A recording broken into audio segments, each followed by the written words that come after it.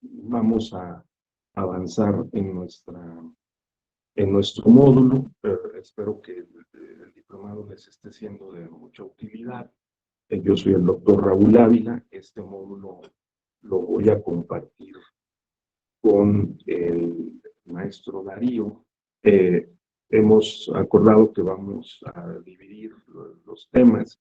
Vamos a ver hoy la introducción al módulo. Vamos a ver cómo llegamos hasta las causales constitucionales de nulidad de las elecciones, y él se va a hacer cargo de algunos casos y criterios que la Sala Superior ha venido estableciendo al respecto, ¿de acuerdo? Bien, entonces yo les pido tener en mente y tener presente que las nulidades en materia electoral no están legisladas y tampoco han sido objeto de las sentencias y la jurisprudencia del Tribunal Electoral con el propósito de incentivar que se prive de efectos a las elecciones y eliminar los efectos jurídicos del sufragio. Por el contrario, el catálogo de nulidades electorales, el sentido de esa regulación consiste en desincentivar y enviar un mensaje por parte del legislador constitucional, del legislador secundario, para evitar esas conductas. Ese es el sentido. Como seguramente ustedes ya lo han de haber visto, la idea es que las nulidades son de estricto derecho, hay que probarlas de manera rigurosa y, digamos, hay dos tipos de nulidades. Las nulidades específicas, que están expresamente establecidas en la Ley General del Sistema de Medios de Impugnación, las causales que están previstas en esta ley corresponden a votación que se puede anular en la casilla, ya sea votos individualmente considerados o bien toda la votación o parte de la votación en casilla, porque se den las condiciones que prevé la Ley General del Sistema de Medios de Impugnación en materia electoral. Allí el primer método que se utiliza pues es el de la subsunción, porque si la casilla la cambian de lugar o personas no autorizadas reciben la votación o cierran o abren la casilla antes o después de la hora prevista con determinadas circunstancias y condiciones, entonces se aplica el método subsuntivo para poder acreditar esos hechos de manera fehaciente y decretar la nulidad de la votación recibida en casilla. Ahora, la nulidad genérica pues supone que hay una serie de actos irregulares, contrarios a la normatividad, que son generalizados, que son sistemáticos y que no se pueden reparar durante la jornada electoral. Por ejemplo, la presencia de policías de alto grado que intimiden a los electores, ese tipo de actos que la mesa directiva de casilla no pudiera resolverlo durante la jornada, entonces también podría dar lugar a la nulidad de la elección, siempre y cuando se tratara de una nulidad que fuera, que afectara el resultado, ¿no? Que fuera determinante para el resultado de la elección. De otra manera sería como inoperante. Y nos adentramos a problemas un poquito más complejos, porque pues estas nulidades tienen que acreditarse de manera fehaciente y nos adentramos a otros problemas. Cuando los legisladores en 1996 establecieron expresamente y específicamente estas causales, pues probablemente no tuvieron en mente la posibilidad de decir, bueno, ¿cómo vamos a poder atajar, verdad, para salvar un proceso electoral y una jornada electoral, casos de irregularidades graves que se presenten de manera generalizada, sistemática, que estén plenamente acreditadas y que sean determinantes para el resultado de la elección? Entonces dijeron, bueno, vamos a dejar esta causal genérica para que allí puedan encajarse estos casos. Y ese caso se presentó en el año 2001 en la elección para la gubernatura de Tabasco, ¿no? Ya se habían presentado otros, por ejemplo, en 1997 en el Distrito Legislativo Federal para elegir diputados federales en la región de Chiapas, en los Altos de Chiapas, se dieron actos vandálicos en contra de la infraestructura electoral, la paquetería electoral que fue quemada y se obstaculizó por parte de grupos no identificados con capuchas negras, ¿verdad? Que no se puede identificar la recepción de la votación. Y allí donde se recibió la votación, pues se quemaron los paquetes electorales en un porcentaje alrededor del 20%. Entonces, se presentó la posibilidad, la demanda de nulidad de la elección, en ese caso que es históricamente relevante, y hubo diversas sentencias, ¿no? El Tribunal Electoral Local, pues, validó la elección, la Sala Regional Jalapa la invalidó y la Sala Superior la validó. ¿Bajo qué argumentos la Sala Superior validó esa elección? Pues porque hizo un esfuerzo para tratar de preservar los sufragios de las personas que habían ido a votar de buena fe y cuyos votos depositados en las urnas habían sido destruidos. Entonces, esa fue eh, eh, un importante precedente porque dejó claro el principio de los actos válidamente celebrados. Hay que preservarlos. O sea, el principio de preservación de los actos válidamente celebrados, lo cual apoya la tesis que vengo sosteniendo de que no se trata de anular elecciones, sino que se trata más bien de incentivar que no se incurra en las conductas que podrían conducir a anular las elecciones. ¿De acuerdo? Ese sería un importante principio que sugiero tener en mente. En el año 2001 llegamos a un punto también complejo, porque para la gubernatura de Tabasco, que fue muy competida, la elección fue muy competida, eh, el ganador, el candidato del Partido Revolucionario Institucional, apenas ganó por un poco más de un punto porcentual, 1,5 puntos porcentual, eran no muchos votos, unos un puñado de miles de votos, y fue cuestionada la elección por el Partido de la Revolución Democrática y se señaló que se habían violentado diversas disposiciones, tanto del Código Electoral Local de Tabasco, la Constitución de Tabasco, y se solicitó el que hubiera una nulidad de la elección, porque, por ejemplo, durante el proceso electoral, el gobernador había concedido y dado instrucciones para que se le favoreciera al candidato del PRI con más acceso a la radio y a la televisión en las estaciones de radio controladas por el gobierno del Estado, por poner un ejemplo.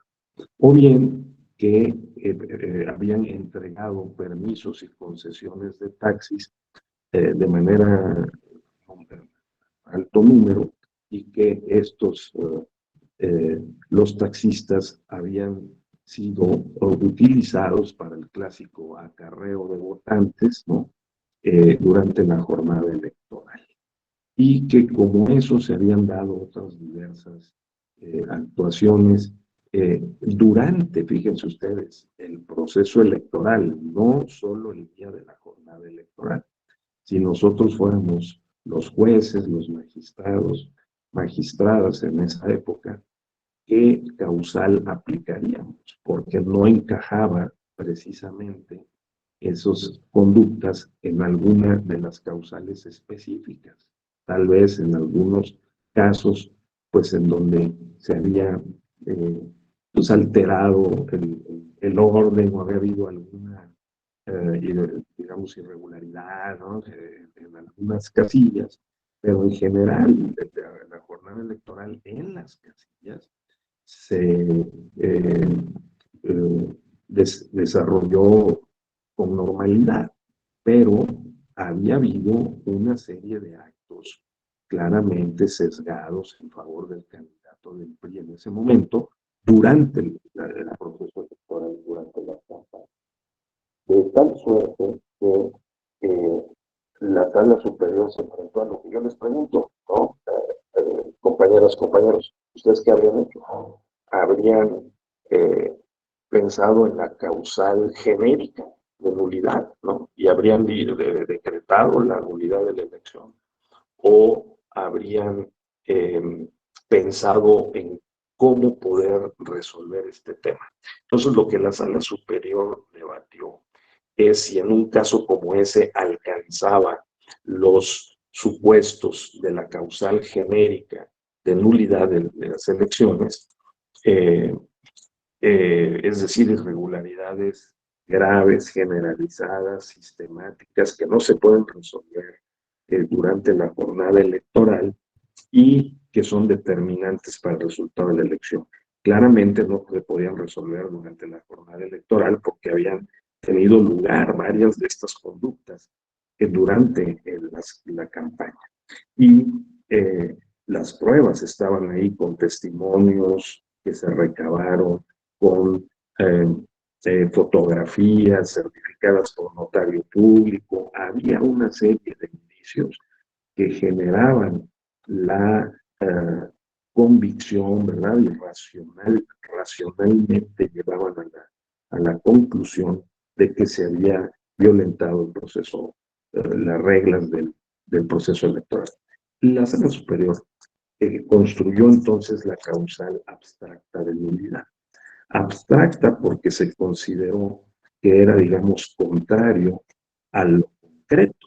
Había causales expresas o concretas de nulidad y causales abstractas, una causal abstracta de nulidad, y con esa construcción, con ese concepto, se decretó la nulidad de los comicios en el estado de Tabasco. Claro, pues fue una decisión muy dura, fue una decisión que generó una controversia, fuertes polémicas que afectaron al tribunal. Eso pido que lo tengan presente, Geraldina, Delfino, ¿no? Andrea, Andrés, ¿sí? Para lo que vamos a ver más adelante y desde luego el día de mañana. Entonces, este momento es clave, el momento de la causal abstracta. El tribunal la siguió aplicando, la aplicó para la gubernatura de Colima, pero en parte en el caso de la gubernatura de Colima, en esos años, el año 2004, en el caso de la Constitución de Colima, prevé todavía una disposición que prohíbe de manera tajante, Juliana, la intervención del gobernador en el proceso electoral. Entonces, en el caso Colima, la intervención del gobernador está expresamente prohibida. Y el gobernador hizo una serie de expresiones, también instaló propaganda espectaculares en los que decía que su candidato iba derecho, ¿no? Y que el candidato también hacía alusión paralelamente, sincrónicamente a ese tipo de expresiones, de que él era derecho y que él iba derecho.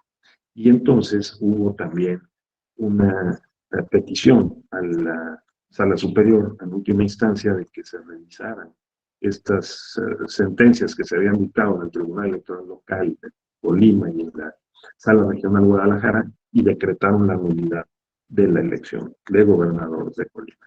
Después pasó otra en Ciudad Juárez, también un municipio muy importante, y se fueron sucediendo, sobre todo en el ámbito municipal, nulidades de elecciones con base o bajo la justificación de la causal abstracta.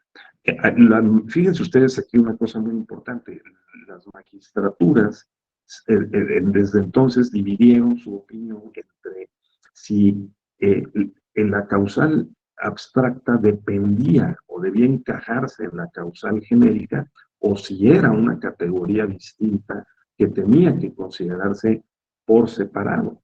Había quien pensaba, Geraldine, que no debía de considerarse una causal distinta de la causal genérica, sino que, digamos, tenía que ser justificada una nulidad de elección por causal abstracta, ¿no?, con base en la causal genérica. Aquí me detengo para hacer una primera pregunta y una ronda de comentarios, ¿sí?, para escucharles.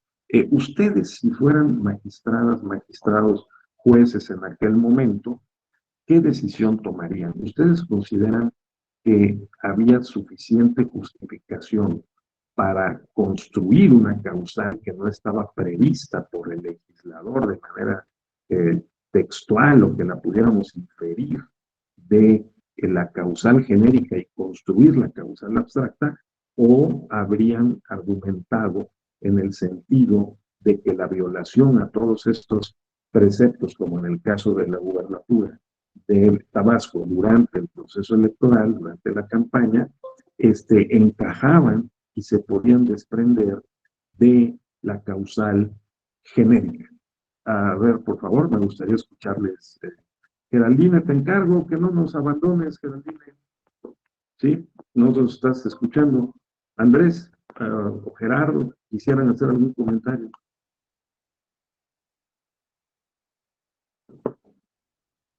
Adelante, Andrés, muy buenos días. Muy bienvenido. Gracias, buenos días.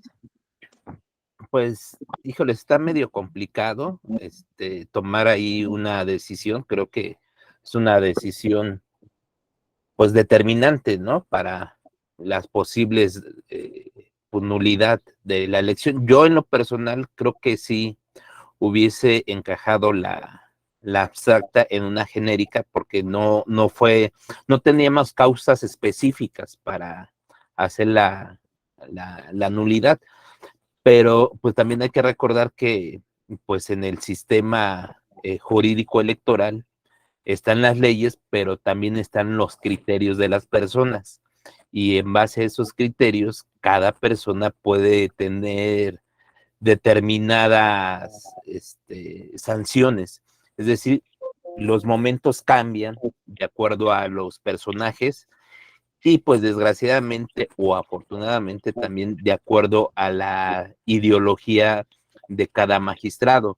Entonces sí está medio complicado. Posiblemente, y como lo ha dicho el doctor Darío, ¿no? O sea, lo que se pudo o lo que se anuló en su momento con los magistrados anteriores, posiblemente con los magistrados que tenemos ahorita, posiblemente ni siquiera lo anulen, o viceversa, lo que los magistrados anteriores no anularon, posiblemente con estos magistrados sí lo puedan anular.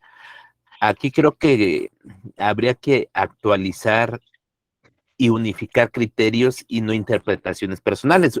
Bueno, esa es mi opinión.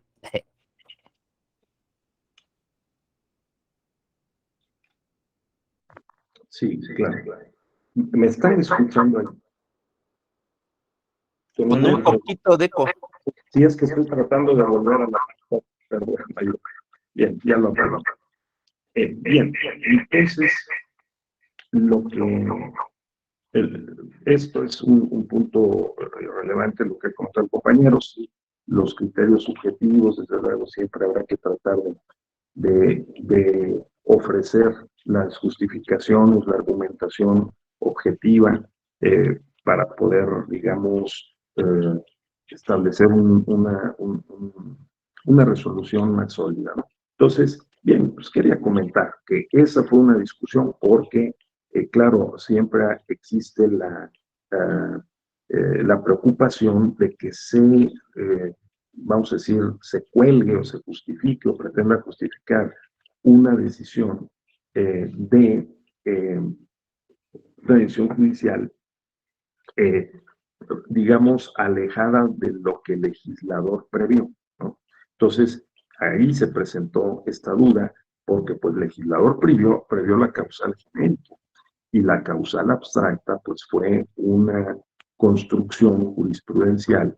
Pero, por ejemplo, la causal genérica, si la leemos con detenimiento, pues allí lo que se dice es que si eh, se dan estas irregularidades graves, plenamente acreditadas y que sean determinantes para el resultado de la elección, entonces pues emerge la problemática de si si esos actos efectivamente fueron determinantes en términos cuantitativos y cualitativos. Entonces, ese fue un primer momento, y el caso está en que la causal abstracta comenzó a funcionar para decretar nulidades de elecciones, porque tampoco la sala superior podía dejar pasar todas estas irregularidades que se daban en el tiempo. Después estamos ante en un segundo momento, los legisladores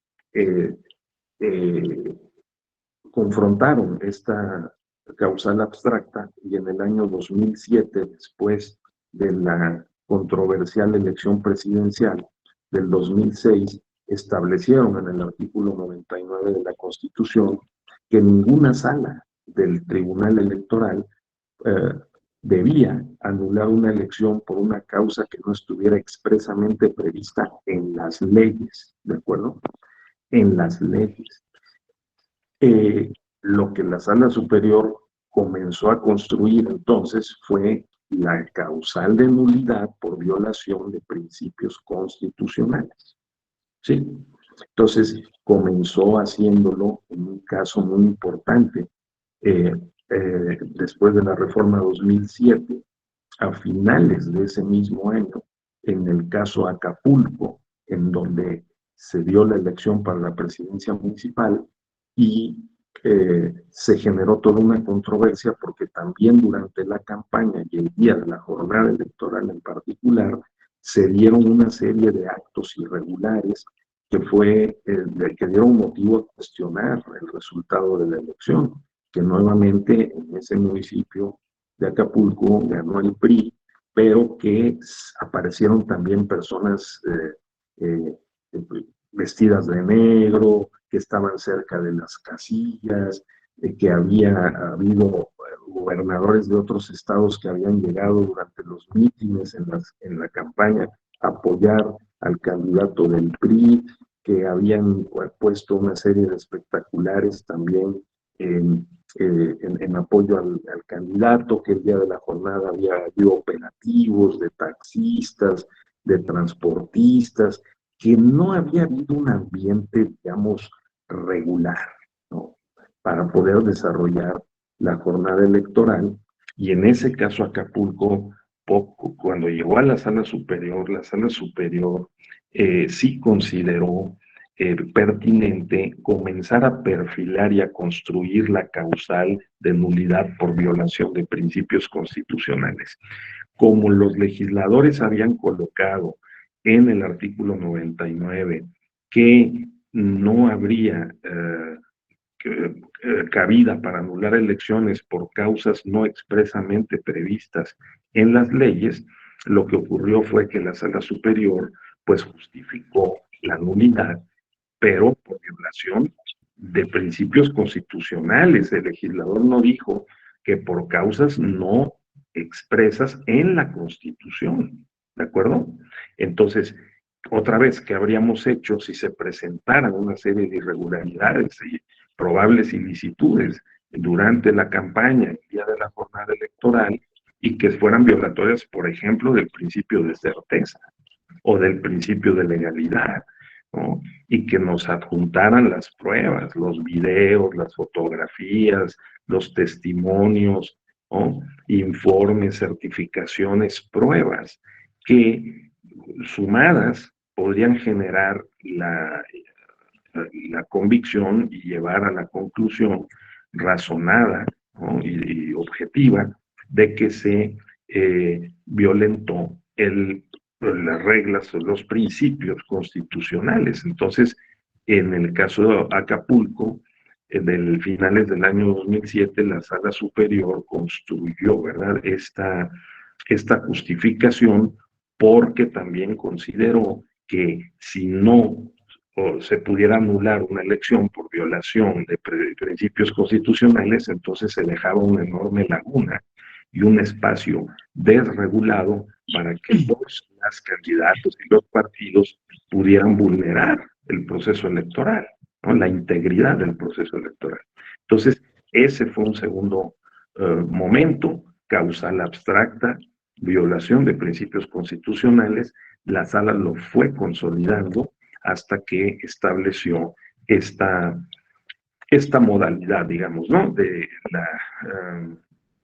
la violación, la nulidad por violación de principios constitucionales.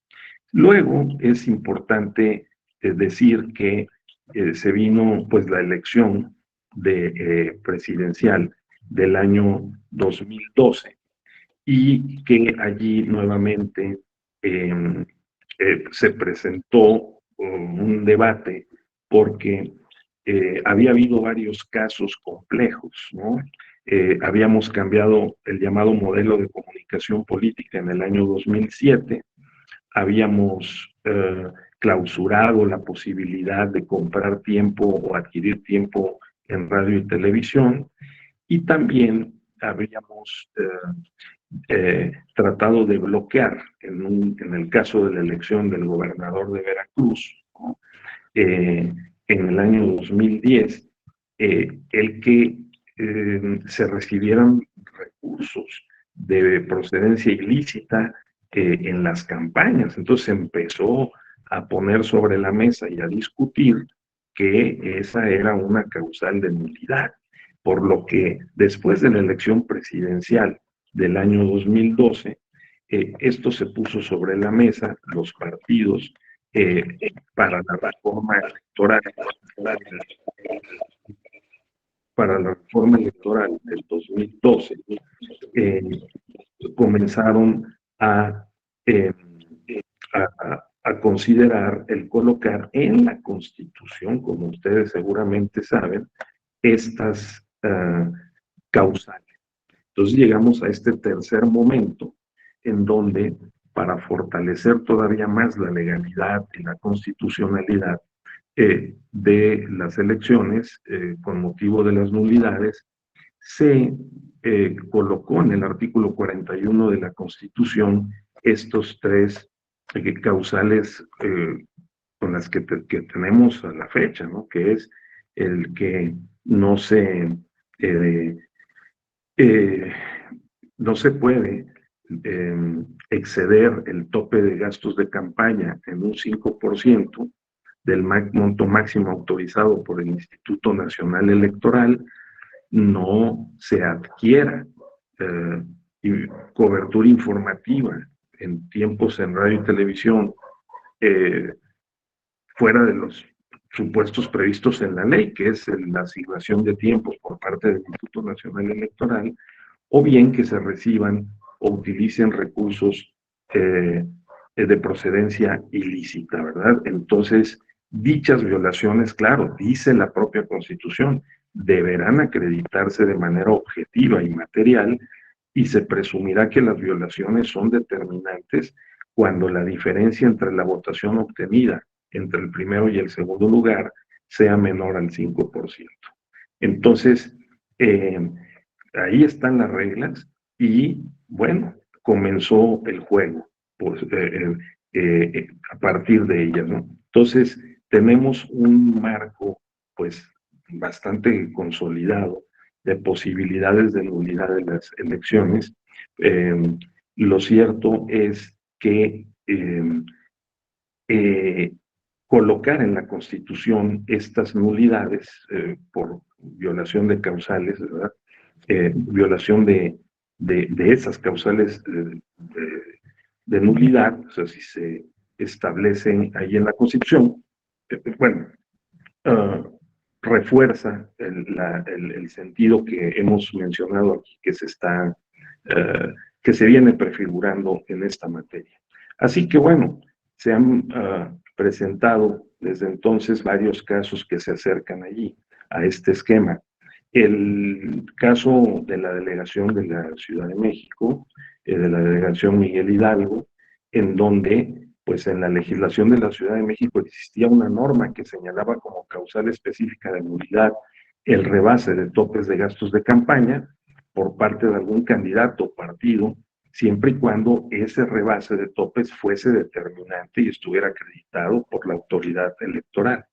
El dictamen del Consejo General tuvo por acreditado el rebase de topes de campaña por parte del partido que ganó. El Tribunal Electoral del Distrito Federal, al considerar acreditado el rebase de campaña, determinó anular la elección, fíjense ustedes, ¿no? Y lo que ocurrió fue que el asunto fue llevado ante el Tribunal Electoral Federal porque se discutió que no se había acreditado debidamente la determinancia. Se decía que no bastaba que el partido que obtuvo la mayoría de votos en la elección sobrepasara el tope de gastos de campaña, sino que debía sumarse un elemento más, el que fuera determinante para el resultado de la elección. Entonces, ojo, porque esta construcción conceptual y operativa de la determinancia es muy relevante. La Sala Superior sostuvo que la voluntad libre del electorado no se vio alterada con las irregularidades cometidas por los partidos en primer y segundo lugar y revocó la declaración de nulidad de la elección de jefe delegacional, Miguel Hidalgo, confirmó la declaración de validez, ¿no? Y pues ordenó que se expidiera la constancia de mayoría a el candidato que había ganado. Noten ustedes cómo la idea es que se acredite fehacientemente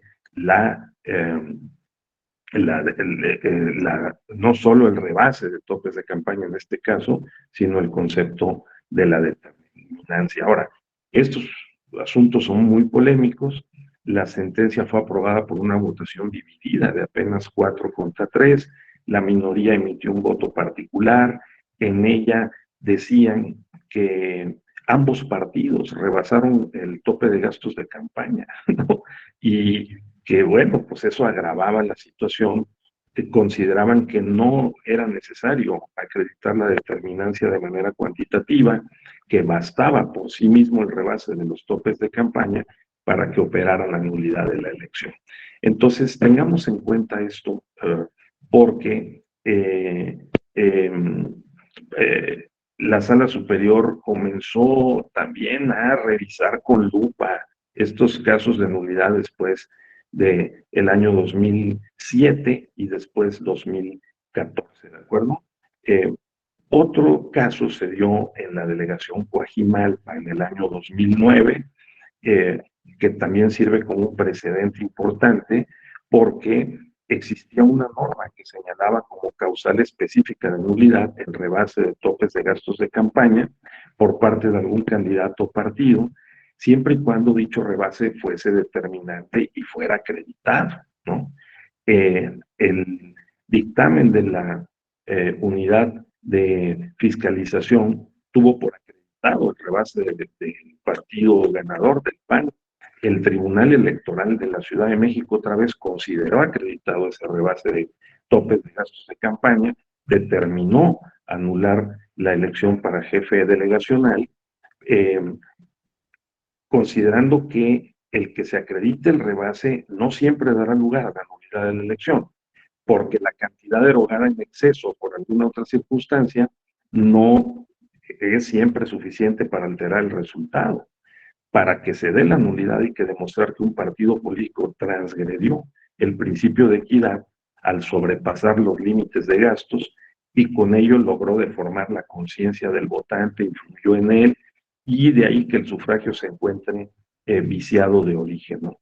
Entonces, sin embargo, al llegar al Tribunal Electoral del Poder Judicial de la Federación, la Sala Regional Ciudad de México revocó la sentencia, declaró la validez de la elección del jefe delegacional en Coajimalpa y estimó que si bien el dictamen técnico estuvo incorrectamente elaborado por parte de la unidad de fiscalización, que no se habían valorado adecuadamente las pruebas, que se habían aceptado incluso pruebas de manera extemporánea, determinó que dada la ilegalidad de las diligencias practicadas, ¿sí? Se pretendió sustituir al actor introduciendo hechos a las controversias que habían sido distintos a los planteados originalmente.